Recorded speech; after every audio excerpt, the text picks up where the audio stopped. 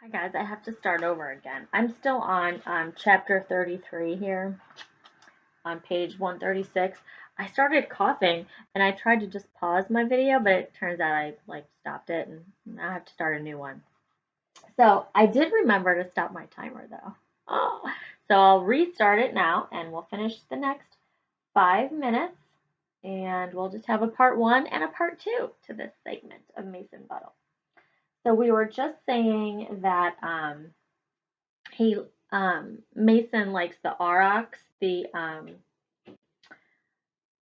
animal that is extinct. It's because it's big like him, and he wants to paint it in the root cellar. Hey, can there be an aurochs? Can it be me who paints it? Calvin says, of course. He makes the big eyes, round nose holes, and then he nods, head and shoulders like he is the big giant body of that aurochs, even though he is tiny Calvin Chumsky. I'm thinking of something to write. No one is using the dragon, so I move to the squatty desk and set up. Tissue ears and potato fists. I rest my head, close my eyes. I talk to the dragon. So I went by there again, the tree fort. Just walking Mooney Drinker home. Seeing it does not get better. I pretty much know that now, but there is something that does feel a little better about the rest of my life. It feels like there might not be as much bad luck all around me. Feels like it is turning, changing, or pushed back. Like there might be some cave where that stays now. Things probably don't work like that, but my mind shows me it like a picture. The best is being busy doing work. I mean, with a friend. I think that is why I like being. And suddenly Anna Lisetta Yang is beside me. She yanks the tissue out from under my left ear. Her hands are curled, but they are quick. She lifts the headphone and says, hop off, Mason. It's my turn to use the dragon. I'm on the schedule. I bang my knees on the underside of the desk. I'm trying to get out of her way. I know that I am not on the schedule. I stand up. She moves right in. She rolls her crocodile over my foot. She says, oh, sorry, Mason. I think she means that. Miss Blinny sees me getting up from the dragon. She says, oh, come talk to me now. Wait, did you remember to close your profile, Mason?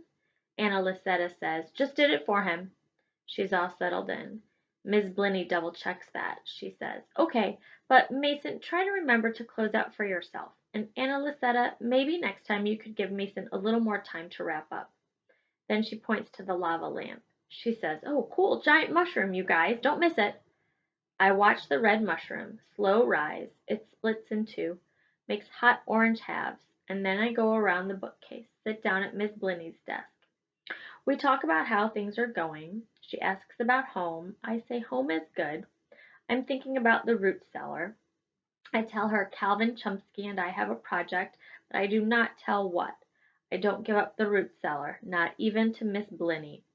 She looks at the top of my head. She says, have you been painting something? Big teeth smile. I say yes, and I smile back. She says, awesome. You've got a good buddy in Calvin, don't you? And I say, yep. I tell her Calvin doesn't mind the things about me. Not the sweat and the not reading stuff. He doesn't mind the way it is at the crumble down. I say, he's good at explaining. He looks up everything. Does it on that tablet of his. She says, yes, I've noticed that. Calvin is quick on that tablet. And you know what else I'm hearing? She makes the giant smile right at me. She said, he's got a good friend in you, too, Mason. And then she asks if Lieutenant Baird has been by. I tell her yes, but no. And then I explain about seeing him at the edge of the road on that perfectly good Sunday morning. My bad timing.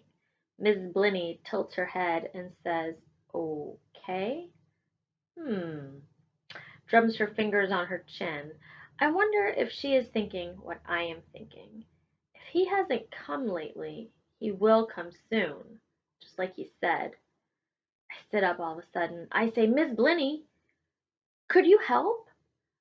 I have got to print something off that dragon. And she says, sure we can, right after Anna Lucetta finishes up. I think this. Good.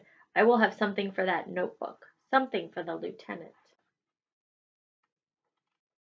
Okay, we only have a minute left now, and the next chapter seems kind of long. So I think we'll wrap it up here. The next chapter is chapter 34, The Lieutenant. So I assume Lieutenant Baird does come to see him, and hopefully he's able to get that text that he's fed into the dragon printed out so that he can give it to Lieutenant Baird, and then maybe Lieutenant Baird will be happy that he's doing something, and since he can't write in his journal.